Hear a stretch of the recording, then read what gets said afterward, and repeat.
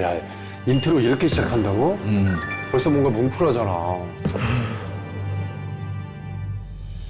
사소한 역사도 없고 사소한 사람도 없다는 겁니다. 그 역사는 매우 추상적인 것이 되는 것이 아니라 매우 구체적이고 물성을 가지고 있는 것을 통해서 느끼는 거잖아요. 가물을 통해서 과거와 접속할 수 있다. 저는 역사 컬렉터 박건표라고 합니다. 역사 컬렉터.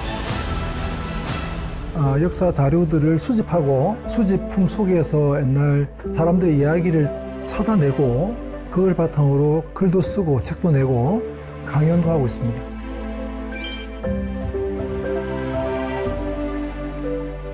이제 전쟁 군에 관련되는 거를 좀 관심 있어 하시니까 로일 전쟁 이야기부터 좀 하려고 합니다. 그래. 우리의 아픈 역사 시작이기도 맞아요. 한 거잖아요. 남의 나라를 두고 지들이 누가 맞아. 갖겠다니. 씨.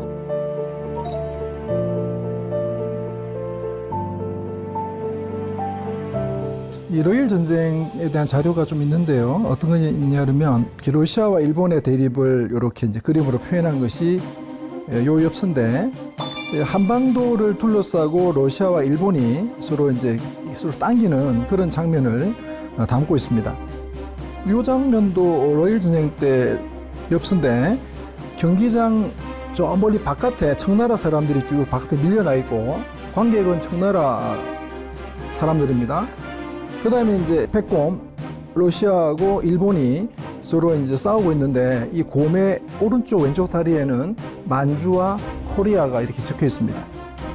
그래서 한반도를 둘러싼 패권을 이렇게 이제 다루고 있는 것이죠. 그리고 로일 전쟁 당시에 제가 자료가 이거 말고도 있는데요. 이게 이제 군용 수표입니다. 줄여서 군표라고 하는데 10전짜리 이제 군표인데 원래 이 군표는 국가 재정이 좀 부족할 때 발행하는 겁니다. 이 군 주둔지에서 물자도 소도 징발해야 되고 사람들 노동력도 징발해 써야 되는데 돈이 없으면 지급해 주는 거죠. 이걸 가져오면 나중에 액면 가격으로 교환해 준다는 약속을 했지만 실제로 교환 안 해주는 경우도 많았고요. 일정 기간이 지나버리면 이걸 교환 안 해주기 때문에 빈종에 불과했다. 흥미로운 것은 로일 전쟁 때는 한글로도 이렇게 안내문을 써놨죠. 그렇게 돼 있는 게 있었구나.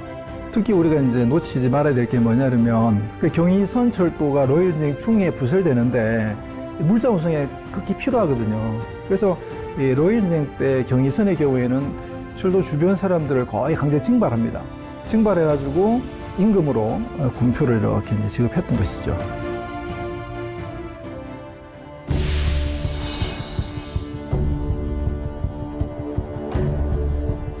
이 책을 제가 좀 소개시켜 드리고 싶은데요. 책 제목은 The Tragedy of Korea라는 책이고 한국의 비극이라는 책입니다. 한국의 비극이라는 책이고 F.A. 맥켄지, 프레드릭 맥켄지라는 분이 우리나라에 와서 의병들을 취재한 겁니다. 취재한 거를 책으로 쓰신 거군요. 식민지가 되기 전에 마지막 의병이 정미의병인데 이 정미의병에 대한 가장 종합적이고 르포 형식의 책이 한국의 비극이라는 이 책입니다. 지금 남아있는 의병 사진 중에서 가장 유명한 사진 2개가 바로 이 책에 실려 있습니다. 요게 이제 의병을 찍은 사진이고 3분이 계시죠. 그 다음에 더 훨씬 유명한 사진이 바로 이 사진입니다. 아마 시청자분들께서도 많이 봤을 사진으로 보이는데 본 사진인데? 10여 명의 의병이 있고 여기 아주 나이 어린 꼬마도 여기 아마 10살 돼 보이는 꼬마도 여기 의병운동에 참여했음을 알 수 있습니다. 사진 바로 앞에 보면 인터뷰가 나옵니다. 당신들은 이 싸움이 이길 거라고 생각하느냐라고 했을 때 이 의병 대장이 하는 말이 이런 말입니다. 우리는 질 것을 알고 있습니다. 하지만 우리는 일본의 노예로서 사느니 차라리 자유민으로 죽겠습니다.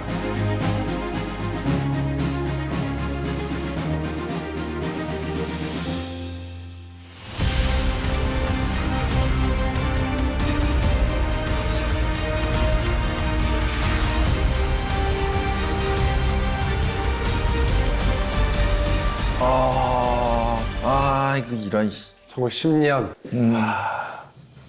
이게 이제 순종 황제의 치규문인데 요즘 말로 하면 대국민 담화문 같은 겁니다. 그래서 이걸 벽에다 붙여가지고 이제 우리나라가 완전히 식민지가 되었음을 국민들에게 알리는 겁니다. 물론 말은 좋죠. 말은 좋아서 한국의 통치권을 이전부터 친하게 지내고 의지해왔던 대일본 제국 황제 폐하께 양녀하여 우리 한국의 모든 통치권을 일본 천황에게 양녀 준다라고 말하고 있습니다. 제일 뒤에 융희 4년 8월 29일은 바로 1910년 8월 29일이고 이날이 바로 경술 국치일입니다.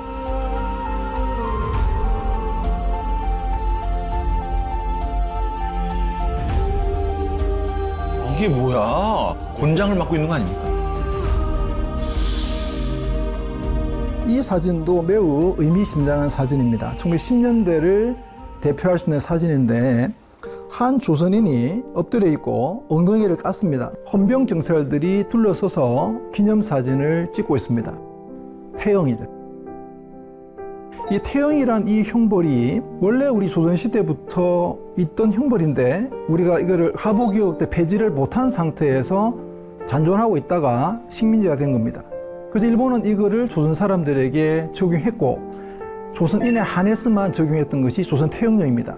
그 장면을 이렇게 보여주고 있는 것이죠. 3.1 운동에 가담한 사람들이 태영을 몇 대를 맞았을까에 관심을 가지고 글을 썼습니다.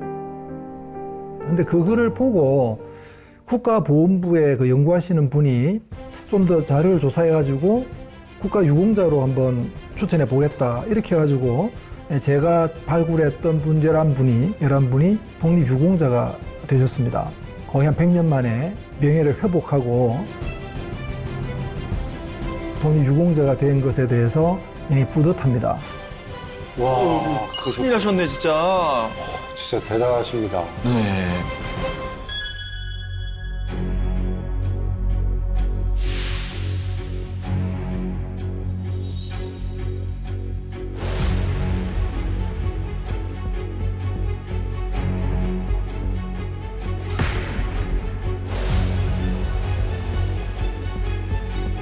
이 두 장이 한 세트로 붙어 있는 엽서인데 여기 보면 이제 일장기에 일본의 태양이 이렇게 빛을 발하고 있고 일본의 영토가 이렇게 표시가 되어 있고 이 부분이 이제 우리 조선 한반도입니다. 한반도인데 뭐라 쓰냐면 이렇게 써놨습니다. 신영토 조선입니다. 우리가 새로 획득한 영토 조선이라 해서 1910년도 일본이 조선을 식민지로 삼으면서의 어떤 그 자신감이라든지 이런 것들을 여기다 표시하고 있습니다. 여기는 4명은 누구냐 그러면 이 사람이 초대 통감 이토 히로부미고요. 이 2대 통감, 3대 통감. 이 3대 통감이 초대 총독이 됩니다. 데라우치 마스타케라는 사람이고 네 번째 사람은 누구냐 바로 일본이 우리나라를 식민지로 만드는데 가장 크게 기여했던 한국인입니다. 이완용 아니에요? 한국인 바로 이완용입니다. 아, 제가 말 나온 김에 이완용 붓글씨를 한번 좀 보여드리겠습니다. 안 또 보고 있어요? 싶습니다. 어떻게 안 태워주셨지? 뭐라고 썼을까? 이게 이완용 씨의 붓글씨입니다. 1920년대 이완용이 죽기 2, 3년 전에 쓴 붓글씨인데 여기 보면 뭐라 쓰냐 그러면 이토 히로부미가 쓴 시를 옮겨 쓴 겁니다. 그 내용은 대충 이런 내용입니다. 조금 의역을 하겠습니다. 60세 나이가 되었는데 왕읍이 날로 새로워진다.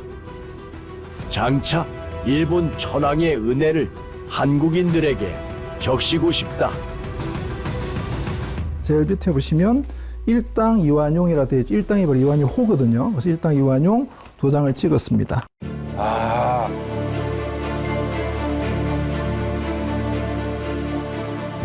안중근 의사 붓글씨 가격은 최소 5억에서 최대한 20억 정도 되고요.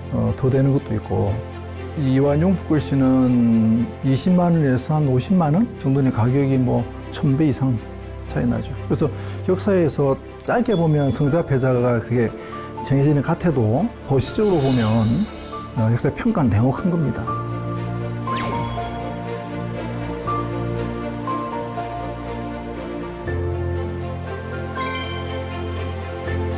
(1910년대는) 일본이 조선 사람들, 한국 사람들에 대해서 매우 강압적으로 통치합니다. 그때 풍경을 잘 보여주는 장면이 이 사진입니다. 일장기가 교차로 걸리고요. 경기도 시흥의 시흥공립보통학교의 7회 졸업 사진이고 연도는 1919년 3월 25일입니다. 이 사진에서 눈에 띄는 것은 앞에 앉아있는 4명의 제복 입은 사람들입니다. 얼핏 보면 이 제복 입은 사람은 경찰로 보이죠. 그래서 이 학생들이 졸업할 때 경찰들이 축하차 와서 찍었구나 보기 쉽겠지만 그게 아니라 바로 교사들입니다. 교사가 왜 칼 들고 있어? 그러니까 칼이야. 난 처음에 지팡이인 줄 알았어요, 멀리서 봤을 때. 1910년대는 공무원들이 모두 제복을 입고 칼을 찼습니다. 그래서 이 장면이 매우 상징적인 장면이고 이게 10년대를 잘 보여줍니다. 근데 제가 흥미롭게도 이 사진을 수집하고 나서 8회 졸업 사진을 수집했습니다. 이쪽 사진인데 이건 8회 졸업 사진입니다. 근데 뭔가 바뀌었죠. 교사들의 복장이 싹 바뀌었습니다. 민간인 복장으로 바뀌었는데 한 사람만 양복을 입었습니다. 나이 제일 많은 사람이고 이 사람은 아마도 일본 사람일 겁니다. 근데 나머지 3명의 사람은 흰색 한복을 입고 있는데 이분들은 조선 사람이었던 겁니다. 그래서 이 학교는 일본인 교사 1명에 조선인 교사 3명이라고 볼 수 있는데 그럼 이게 왜 이렇게 바뀌었을까요? 바뀐 이유는 3.1운동의 힘입니다. 아, 3.1운동. 이게 1919년 3월 25일, 20년입니다, 이거는. 그 사이에 복장이 바뀌는 거에 힘, 계기는 3.1운동입니다. 아.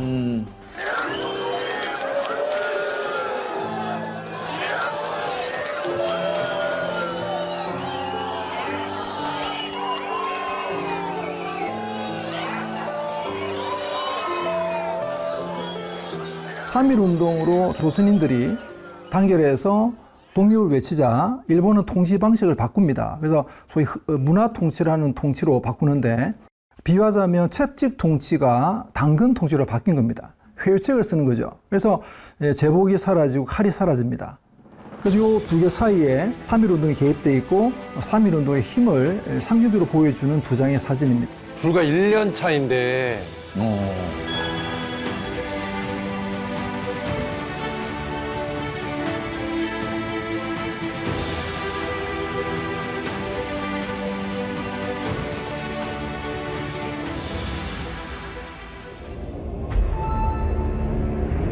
비행기라고 하는 것을 많이 돈을 모아서 내자 이런 운동이 일어납니다. 이걸 이제 애국기 헌납운동, 비행기 헌납운동 이렇게 부르는데 그래서 이제 각 도별로 모인 돈으로 비행기를 사서 이름을 붙이는 겁니다. 충남호, 충북호, 전남호, 경북호 이렇게 붙이는 거거든요. 애국 충북호라고 하는 비행기가 군대 전쟁에 투입되는 것이죠. 애국기 헌납으로 한 운동을 통해서 한 비행기로. 우리가 돈을 모아서 비행기를 사준 거예요. 그치, 맞아요. 이게 이제 일제강점기 중일전쟁 이후의 일상적인 모습입니다. 학교에는 모형 비행기 날리기 대회를 막 합니다. 하고 소년병을 모집해가지고 가미가제 특공대 그 양성을 하게 되고. 야, 이거야. 저거를 했구나.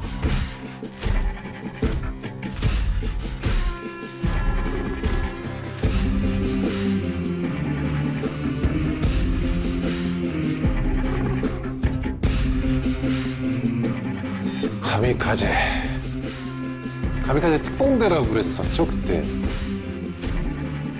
그래요.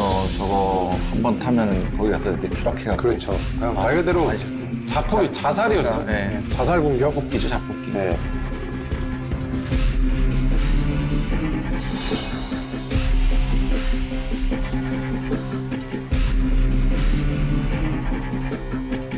이게 진짜 현지 네. 이 영상이 있구나. 진짜 영상이네. 오지 않았어요.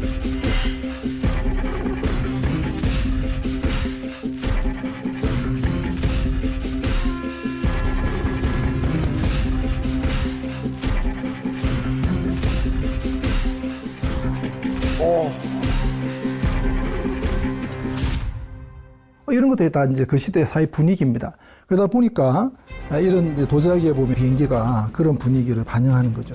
오, 진짜요? 도자기에 있는 건 처음 봤어. 이것도 이제 비행기 관련되는 건데 축, 이병, 장영식 군 소년병 입입니다. 장영식 군이 소년병에 입대했다 이건데 이 소년병이 제가 추측하기로는 소년 비행병입니다. 그래서 어린 아이들을 비행학교에 넣어서 그 중에 비행사로 기르고 그 중 일부는 이제 가미가제 특공대 이런 식으로 이제 투입되는 겁니다.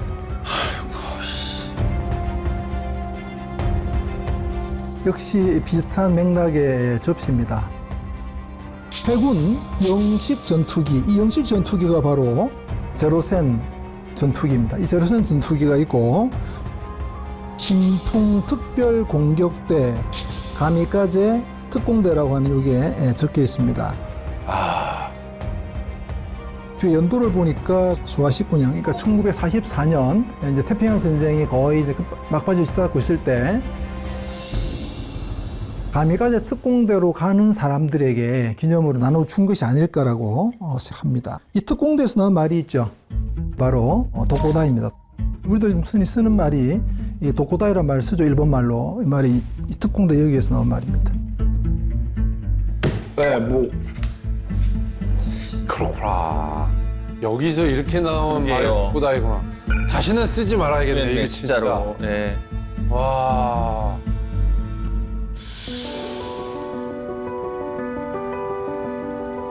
(1945년 8월 15일) 해방을 받게 되는데요.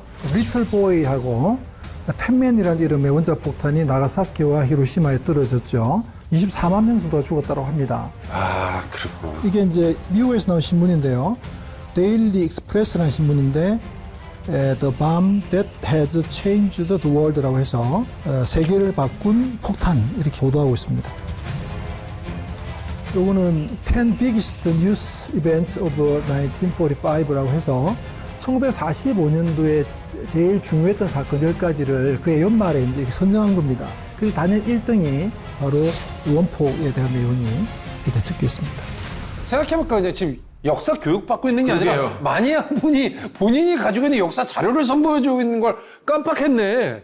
이걸 어떻게 다 갖고 계세요?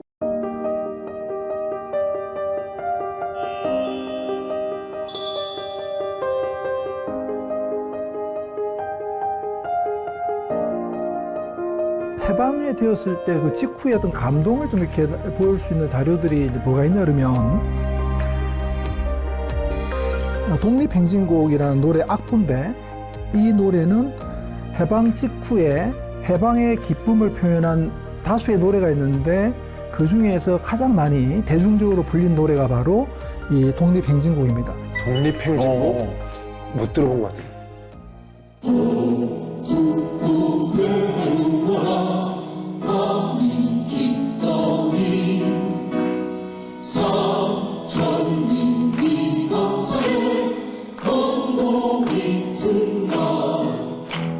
이 노래는 특이하게 박태원이 작사했고 김성태가 작곡을 했는데 박태원은 좌익이었고요. 그 다음에 김성태는 우익입니다. 그래서 남북 분단 과정에서 분단 직전, 해방된 직후에 그리고 분단되기 직전에 좌우 합작으로 만들어진 의미 있는 노래가 바로 독립행진곡입니다. 아, 그래. 그리고 해방의 감격을 또 표현할 수 있는 자료가 바로 이 태극기입니다. 우와. 해방된 직후에 태극기가 없겠죠. 그래서 태극기를 어떻게 만드느냐 그러면 일장기를 뜯어와 가지고 어떤 경우에는 파란색을 덧칠을 하는 경우도 있고요. 여기 덧칠하고 괴를 이렇게 그리면 태극기가 되는 겁니다. 없으니까. 그치, 이거 그렇겠네. 그리고 이럴 경우에는 앞면만 색칠한 면만 보이고 뒤에는 여전히 빨간색이겠죠. 그 한계 때문에 일장기의 빨간색 부분의 반을 도려내고 파란색을 덧대가지고 만든 태극기입니다. 그래서 이런 것들도 일장기 재활용 태극기로서 해방 직후의 감격을 잘 담고 있습니다. 도려내고, 그치, 이거 그렇겠네. 대량 생산으로 바로 만들 수 있는 상황도 아니고. 그렇죠. 역사라고 하는 것도 따지고 보면은 저 멀리 동떨어진 것이 아니라 매우 구체적으로 생활 속에 우리가 함께하고 있는 겁니다.